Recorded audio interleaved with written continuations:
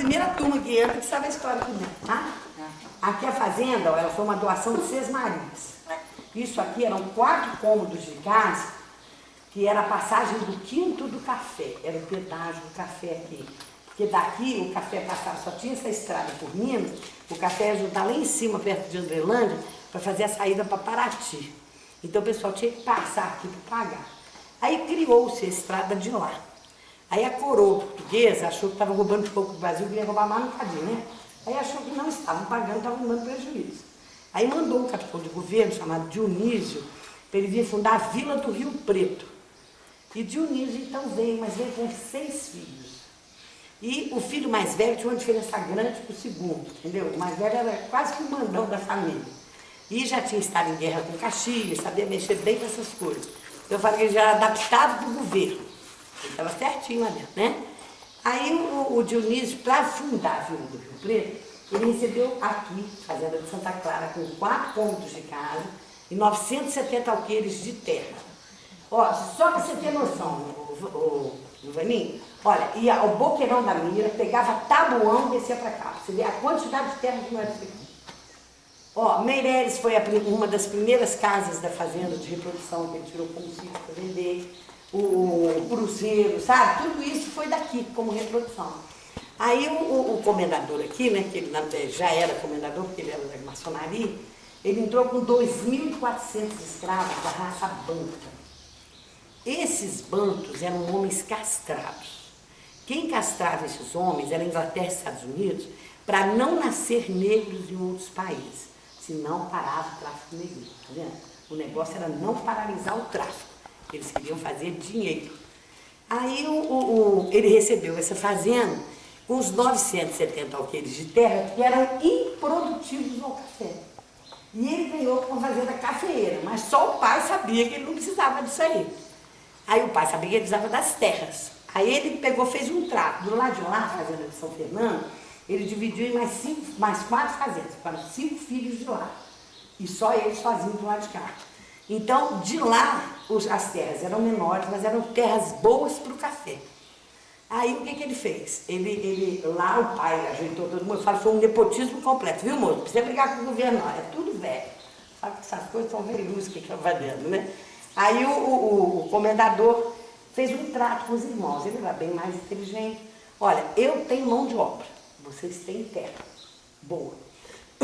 Eu empresto os escravos, vou fazer rapidinho as minhas turas, quando vocês colherem o café, vocês vão encher as minhas turas, porque eu preciso fazer a vista de governo de café. Porque ele ganhou com uma fazenda cafeeira. Aí ele fez aquela parte de fora, as janelas todas, que são as falsas e as abertas. As abertas também eram fechadas, porque meu avô abriu para fazer apartamento dos filhos. Aí ele fez, né? Começou a prestar atenção. Só que ele começou a ser o vendedor do café. E ele viu que ganhava muito pouco, isso era em 1815. E ele ganhou a prima rica, que veio trazendo dinheiro para ele construir a fazenda. Aí essa prima era Maria Teresa de Souza Fortes, e ela chegou aqui com o dinheiro, mas tinha-se a Igreja Católica se metendo na história toda. Então a igreja disse que o negro era bicho, e que como o bicho tinha que trabalhar apanhando, tinha que sofrer um monte de coisa. Então os donos de fazenda cumpriam tudo. E a mulher branca, que casada não pudesse ter filhos, era considerada pela igreja a figueira do inferno. O marido, aos 9 anos de casado, podia devolver essa mulher e anular o casamento. Só que o dote teria que voltar para casa, porque metade ia para a igreja e metade ia para o pai, para ela ter um segundo casamento, porque só se casava com dote. Eu falei, acabou essa história de amor, mas foi depois, né? Antes era sem amor. Aí ele não pôde devolver. E como toda fazenda tinha um padre capelão, o padre disse para ele, não, você dá um castigo, não, você não pode devolver sem castigo. Aí ela ficou aqui e ele castigou a mulher, entendeu? Aí em 1824, ele teria terminado a obra do segundo andar em 1923, em 1823 e 1824, ele soube que tinha uma tribo de uma princesa chamada Maria Guê, que estava sendo vendida na Angola. E era tudo que ele queria, uma tribo para ele fazer as ideias dele aqui para a reprodução de escravos. Aí ele trouxe para cá, ele hipotecou a fazenda do Banco do Brasil e trouxe para cá essa tribo. contou pra ninguém que ele devia alguma coisa, você entendeu? Ele comprou porque tinha grana, ele trouxe o pessoal pra cá. A reprodução não podia ser vista. Aí o que ele fez? Não podia ter senzala. A reprodução era feita dentro da mata. Por isso que a mata vai homem, entendeu? Tudo era casa de reprodução. E a reprodução era feita da seguinte maneira, elas eram 360 parideiras para 40 reprodutores. Aí ele dava 9 mulheres para cada homem. Mas essas mulheres só iam ser usadas no dia do cio. Tá? Era a reprodução. Mas, dentro dessas 9, eles gostavam de uma. Essa uma eles separavam, era a esposa. Tinha o nome de Amásia, daí vem esse termo, amasiado, tá vendo? Isso é tudo antigo. Aí ele aí é minha prima, Eliana. Aí ele pegou e falou, não, então vamos, né, fazer um negócio bem sério. Aí, oi, chama lá pra mim, pede pra entrar, traz aqui. Banca meu guia, vai buscar. Vamos ver pra buscar, né, meu filho? Aí ele pegou e falou assim, não, eu vou fazer as coisas todas certas. Os angolanos, quando chegaram aqui para essa reprodução, eles chegaram primeiro de tudo com uma cultura de engenharia muito boa, porque eles tinham cultura francesa de obra. Então eles sabiam fazer o terceiro andar. Foi a primeira coisa que ele resolveu fazer na fazenda. Foi o terceiro andar, para ele se tornar diferente das outras fazendas, ter um lugar para castigar a mulher dele, sem ninguém perceber o negócio, e tocar a história para frente, né? Aí a mulher foi presa no terceiro andar. E ele usou essa reprodução para fazer uma reprodução durante 36 anos. Nasceram 360 crianças por dia. Por ano, né? Por 10 meses que a gente fala, por 10 meses que a gente fala. Era 9 meses de gestação, 30 dias de amamentação, dava 360 crianças. Quando as crianças obtinham 30 dias de nascido, o pai recolhia os filhos e vinha e entregava para o dono. Aí, como era bicho, o dono classificava o reprodutor. O melhor reprodutor é aquele que apresentava só filhos homens. O médio reprodutor, homens e mulheres. E o pior reprodutor, só filhas mulheres. Aí, os meninos que tinham irmãs, eles separavam. Porque esse podia vir a complicar a senzala. A mãe podia cruzar com a própria irmã, perdia a noção do negócio. Ele separava esse menino, vendia esse menino aos 2 anos de idade, no valor de 8 vezes uma saca de café. Aí ele que conseguia o dinheiro. Mas como entrava fácil, saía fácil de jogar, não demais da conta. Tá? Então as coisas aqui foram bem balanceadas. E a mulher presa no terceiro andar.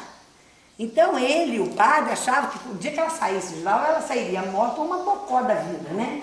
Só que ela foi totalmente diferente do que eles pensavam. Ela era uma mulher inteligente. Ela foi pedindo livros a ele, ela foi lendo tudo, ela sabia como as coisas estavam vindo, né? Foi resolvendo os problemas dela também. Quando ele morreu, em 1860, que já tinha nascido um monte de... Ah, vou voltar só um bocadinho. Na verdade, isso aí era uma pedofilia. Porque as meninas, por causa da igreja dizer que elas eram bichos, elas tinham que começar a reproduzir após a menstruação, na faixa de 12, 13 anos. E elas tinham que reproduzir de 10 em 10 meses, uma coisa que ninguém aguenta. Então elas morriam na faixa de 14, 15 anos, uma coisa muito pesada na fazenda. E os meninos perdiam a função, porque o angolano não é trabalhador, ele gosta de ensinar, mas não gosta de trabalhar. Aí o que ele fazia? Se misturasse com os outros que eram trabalhadores, ele ia perder uma leva de gente trabalhadora, então todo mundo ia ficar vagabundo. Aí ele separava esse angolano para fazer as telhas nas coxas. E as telhas não eram feitas na coxa aqui não, era na coxa de lado. Ela ia da cintura até o joelho. E a largura era a soma da barriga mais nada. Por isso você tinha uma telha grande. Então eles ficavam fazendo isso e comendo muito. Ele dava rabada, feijoada e mocotó em excesso. E esses meninos foram tendo uma obesidade muito grande, onde eles vieram a falecer na faixa de 16, 17 anos. Aí aliviava a fazenda, tá vendo? O negócio dele era o povo morrer para acabar com isso aí. Aí, quando foi, em 1860, ele foi para São João del Rei, para uma reunião maçônica, e lá ele morreu. O padre, então, era o dono da casa, né? Mandou a mulher descer. Quando você desce, assuma de fazenda. Ela desceu, até que ela fosse ser boazinha, ela falou, agora quem manda sou eu. que eram todos os escravos dentro da fazenda. Mandou buscar todo mundo, da mata da fazenda de São Bento, que eram os bancos, todo mundo tinha que estar aqui dentro. Aí ele separou mulheres e homens. Mulheres ficavam perto dela, ficavam naquelas túneis da janela falsa. Os homens iam para a fazenda da cunhada do outro lado, onde já tem um pedaço da senzala, e ficavam lá os homens. Aí ela começou a casar esse pessoal. Começou a dar as casas de reprodução para casa de moradia, entendeu? Foi dando nome de árvore para ser nome de família. Foi deixando você criar o seu próprio filho, ela não pegava filho nenhum. Continuava dando alimentação, mas já chegava um dinheirinho nesse povo. Então ela foi melhorando essa história todinha. Então ela entra com a colonização. Aí quando foi em seguida, ela construiu a igreja matriz de Rio Preto. Aí ela foi a primeira dona de fazenda a alforriar escravos. Ela alforriou os escravos, trabalhando na obra e até os animais. Deixou todo mundo parado. Aí a igreja deu a ela o título de viscondessa, era o título máximo. Eu falei, depois que a igreja castigou a mulher, deu o título máximo para ela. Olha, umas coisas que não batem na igreja, né? Qual é o nome dela? Maria Teresa de Souza Fortes e Fortes, viscondessa do Monte Verde. Aí a viscondessa, então, ficou aqui até 1877. Em 77 ela morre e deixa a fazenda para o irmão dela que morava aqui com ela, o Barão de Santa Clara. Aí o Barão ficou até 1888, leal, arrebentou com ele. Fazenda muito grande, 2.800 escravos, ninguém valia nada. Ele tinha que dar comida para todo mundo, não podia botar ninguém na rua, porque eles não tinham para onde ir. A libertação foi feita errada, a princesa Isabel se meteu numa área que não era dela, né? E as coisas começaram a cavucar aqui dentro. Aí o que ele fez? Ele resolveu continuar plantando a comida, dando a comida e fazendo um trato. Não, vocês trabalham, vão trabalhando, eu vou dando a comida, foi ajeitando a situação, porque não estava de gritar com ninguém aqui dentro. Ninguém era obrigado a mais nada. Não chegou, gente. Aí o que ele fez? Aí ele ficou assim até 1889, depois da abolição, um ano. Depois da abolição, o Banco do Brasil cai em cima dele. Tem uma hipoteca da fazenda de 1824, que hoje, com algum juro de correção monetária em cima, o valor está X, você tem que pagar. Aí ele falou, mas eu não fiz dívida. Não, mas foi do Barão, tem que ser concretizada a dívida, né? Aí ele falou, tudo bem, eu entrego a fazenda e vou embora. Aí o banco, não, fazenda serviu na hipoteca. Agora o preço já não é mais esse. Agora você tem que oferecer alguma coisa diferente. Aí ele falou, não, mas eu estou oferecendo o terceiro andar, fazenda nenhuma tem 3 andares, eu tenho 3 andares, é uma valorização. Aí o banco, não aceitando, ainda tem mais que você dá mais alguma coisa. Aí ele foi para Juiz de Fora, que estava sendo feita a hidrelétrica de Marmelo, convidou os ingleses para vir descansar na fazenda dele, que era muito bom, que daria uma guarida a eles para descanso, porque ele sabia que os ingleses presenteavam. Os ingleses chegaram aqui, não viram luz elétrica, na mesma hora deram uma usina para ele. Aí foi que o banco aceitou a fazenda como pagamento da dívida, porque aí tinha terceiro andar e luz elétrica. Foi a primeira fazenda da América Latina com luz elétrica. Aí ele entregou a fazenda para o banco e foi embora para Portugal. Aí a fazenda foi a leilão, arrematou o conde João Modesto Leal. O Modesto Leal vendeu para o meu avô em 1924. O meu avô deixou para 8 filhos, hoje nós somos 35 netos. Gente, e sem vergonha de contar, não temos apoio, olha, de ninguém, nem da própria família. Quem tem dinheiro aqui, corta no vinho. Entendeu? Prefeitura, chega verba para a prefeitura, aqui não entra. Chega verba na prefeitura de Rio Preto, aqui não entra. Porque as duas prefeituras recebem uma verba por aqui, porque aqui é meio do caminho. Então, os dois teriam que ajudar a gente. Eles não ajudam em nada. Tombamento, eles não querem fazer. A Aécio Neves disse que não interessa ao Brasil isso. Que 6 mil metros quadrados de obra é coisa demais para o governo. O governo não tem dinheiro. Eu torci muito para ele perder a eleição só por causa disso, entendeu? Falei, a Dilma pode não valer nada, mas ela não me atacou, e ele já atacou a gente, sabe? Então, dele eu não gosto. Então, a gente torceu bem para ele perder isso aí. Mas nós estamos hoje na iminência de vender essa fazenda. Já estamos há 5 anos com ela no site de venda. Tínhamos um alemão que estava interessado nessa compra, mas quando a gente estava terminando o inventário, desde o comendador, começou a morrer o pessoal da minha geração, apareceu o filho do meu tio solteirão, sabe? Aí, ó, a vaca foi pro brejo. Agora a gente vai correr atrás dele outra vez, porque agora a gente está mexendo no inventário para ver se ele volta para assumir a fazenda. Aí se ele voltar, a gente sai fora. Entendeu? Aí ele vai fazer aqui o Hotel Fazenda, vai dar muito mais emprego na região, melhora a situação toda. E não deixa a fazenda cair, né? Porque o nosso medo de cair é a fazenda. Agora deixa eu falar para vocês, aqui embaixo, ó, quando as pedras são seguidas, por debaixo corre uma água, por isso que eu parei aqui, que é mais fresco. Isso é chamado de ar-condicionado natural. Isso era um processo angolano de refrigeração da fazenda. Agora o povo diz que os donos de fazenda tinham muitas janelas para ostentar riqueza, é mentira. Eles não ostentavam riqueza nenhuma. Isso aí era para tirar a nhaca de dentro da casa. A mulher branca tomava banho quarto sábado só com água sem sabão. O homem lavava os pés e fazia barba aos sábados. A casa devia ter um cheiro muito bom, né? É por isso que se tinha muita janela, pé direito alto, ar-condicionado, tudo para tirar a nhaca da fazenda. Entendeu? Não é nada de riqueza nessa história, não. E essa cultura que nós temos, tomar banho de banheiro, lavar a cabeça, esfregar corpo, é cultura de negro.